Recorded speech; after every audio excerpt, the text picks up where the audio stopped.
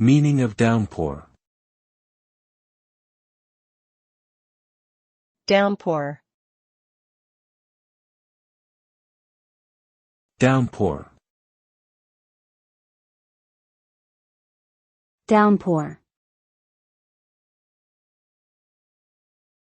Downpour.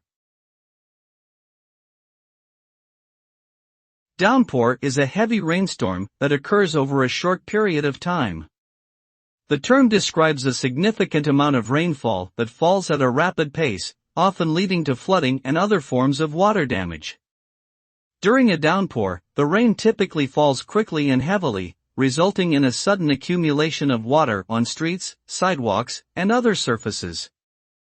This can make driving and walking hazardous, as well as damaging infrastructure and property.